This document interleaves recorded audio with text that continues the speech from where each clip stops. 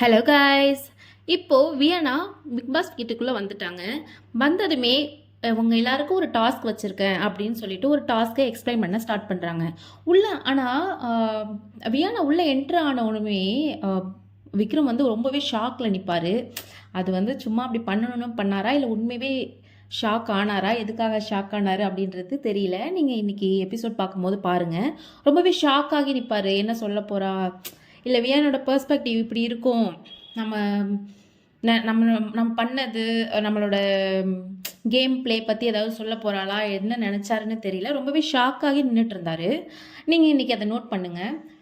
அதுக்கு ஏற்ற மாதிரியே நம்ம ப்ரோமோவில் பார்த்தோம் இல்லையா, வந்து விக்ரம வியானா கழுவி கழுவி ஊற்றிட்டு இருந்தாங்க. அது ஒரு வேளை தெரிஞ்சு தான் அப்படி நின்னாரா என்னன்னு தெரியல. நான் இப்போ உள்ளே வரும்போது தான் பார்த்தேன் அவரோட ரியாக்ஷன் வந்து ஐயோ இவளா அப்படின்ற மாதிரி இருந்தது. உள்ளே வந்ததுமே வியானா வந்து ஒரு டாஸ்க் நான் வந்து உங்களுக்கு எக்ஸ்பிளைன் பண்ண போகிறேன் அப்படின்னு சொல்லிட்டு ஸ்டார்ட் பண்ணுறாங்க. எல்லாருமே ரொம்ப இன்ட்ரெஸ்டிங்காக கேட்டுட்ருக்காங்க.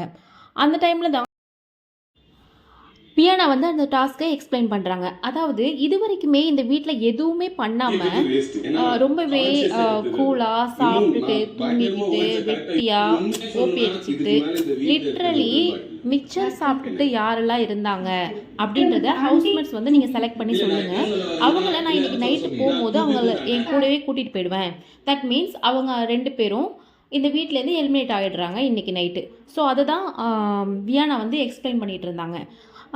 அந்த டைமில் வியானா சொன்னதுக்கப்புறம் 1 by 1 எல்லாருமே வந்து சொல்லுங்கள் அப்படின்னு சொல்லிட்டு இருக்கும் போதே எல்லாருமே அதை ரொம்பவே ஷாக்கிங்காகவும் என்ன நடக்க போகுது அப்படின்ற மாதிரியும் எல்லாருமே கேட்டுட்டு இருந்தாங்க. அதுக்கப்புறம் தான் விக்ரம் வந்து சூஸ் பண்ணுறதுக்கு வந்தார். யார் மிச்சர் சாப்பிட்டுட்டு இருந்தாங்க, ஓபி அடிச்சுட்டு இருந்தாங்க அப்படின்னு. அவர் வந்து யாரையாவது சொல்லுவார்னு பார்த்தா அவரையே சொல்லிக்கிட்டாரு.